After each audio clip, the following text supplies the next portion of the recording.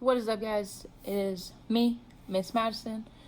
I don't know what day it is, but I know what time it is, and it's time for some more positive action. Now, since school's going back in session, but it's going back in session online, today we're going to talk about some very important things that most of us probably don't know, but we're going to talk about cyber safety and how to be safe online.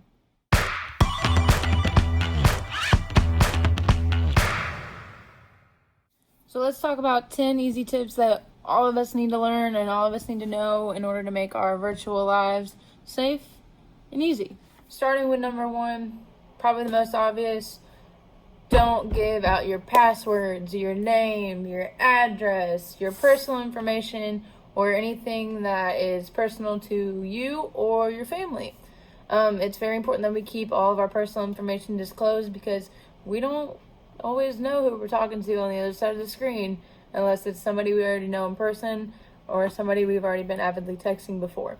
Number two, don't talk to strangers on the internet. It's very easy to get into chat rooms or to get into comment scrolls on social media or on any internet platform, really. We don't need to talk to people who have weird usernames or people who we don't know.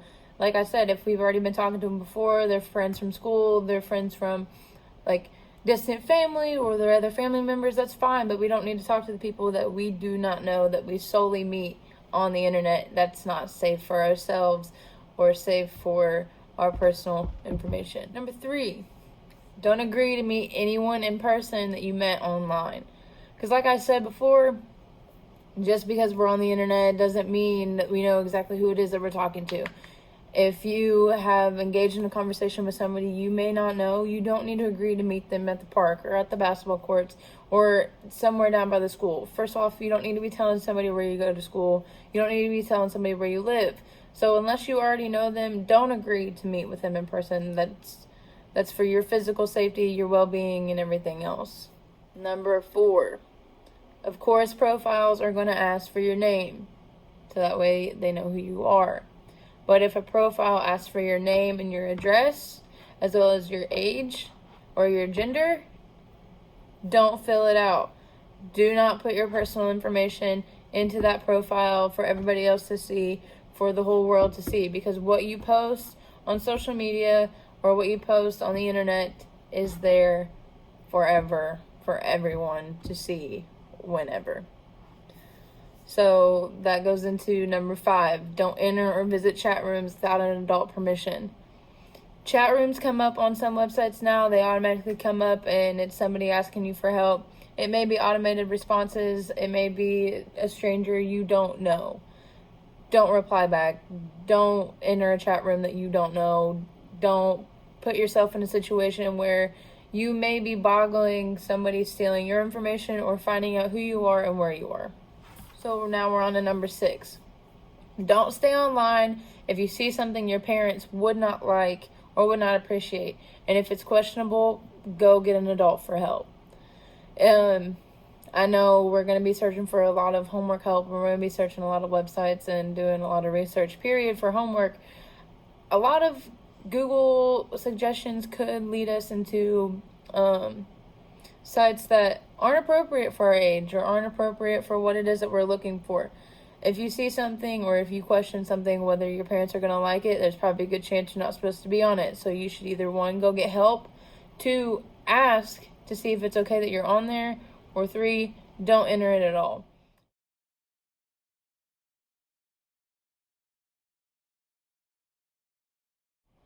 Number seven goes back to what I said before.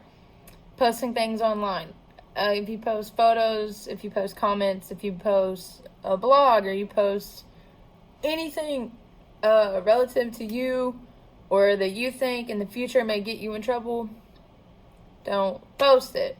Don't post it. Don't post photos without your parents' permission.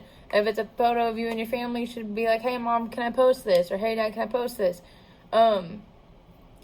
If it's a questionable comment, you probably shouldn't be saying it anyways, so let's not do that. Don't post pictures of yourself without permission. Don't post anything questionable, because like I said, it's on the internet forever. Once it's there forever. No matter what, anybody can see it. Anybody can find it at any given time. Number 8. Now, since a lot of things are going to need to be downloaded or installed on your computer, your Chromebook, whatever it is that your school is giving to you, make sure it's exactly what it is that your school is requiring for you to have, whether it's like Adobe, Word, or Microsoft, or even Firefox, things that will make your virtual school experience so much easier. If it's questionable, probably shouldn't do it. So number 8, don't download or install anything without permission. If it's not already listed there for you, you probably shouldn't do it. If you download certain softwares, it can shut down your computer, it can shut down your Chromebook completely, wipe it out, but it can also set in viruses for hackers to come in and steal information. So in order to stay safe online, we need to not download everything that we see or download things to games that we don't really know what they are. Just download what it is that you need, install what it is that you need to make your virtual experience, again, so much smoother. Number 9, if something is questionable, let's ask for help. So if you're reading something and you don't feel like that's right, or if you're seeing something and it's making you uncomfortable, or again, if you are like, I don't know if I'm supposed to be on here, you should probably go ahead and ask for help. Ask your parent, guardian, grandma, grandpa, whoever it is that's there with you for help if you are supposed to be on there, if that's the right website, and if it's not, hopefully they can help get you to where it is that you need to be. Because once again, if you're on something questionable, there's a good chance a hacker can come in and take information from your computer on you or on anybody else. And last but not least, if someone online makes you uncomfortable or is saying mean things, don't reply. Do not reply, and go get an adult. Like, this goes back to the rule of not talking to strangers while online, because we don't know who all we're talking to. But this also will lead into another topic about cyberbullying and how we can stay safe on that. If people are making you uncomfortable, saying comments that aren't appropriate, or saying crude and mean things to you, you need to immediately tell somebody, so this way somebody can either block them for you, report them, or get them off of whatever it is that you were on. And if it's another student, or if it's another classmate doing those things to you, it's important that we get that reported as soon as possible, and we get that back to the school, so this way they know what it is that's going on, and they can terminate all the use. So ultimately, in the end, after all those 10 things that we can do to stay safe online, we need to remember to not share personal information with anybody ever, online or anytime on the internet. We need to make sure that we're setting passwords that aren't easy to be guessed, like 1, 2, 3, 4, 5, or hey, or your name. Don't ever make your password your name. Never. And most importantly, do not share your passwords with anybody at any given time, unless it is your parent or guardian. Until then, stay safe, have fun, enjoy it, and good luck with your online journey. I'll see you guys soon.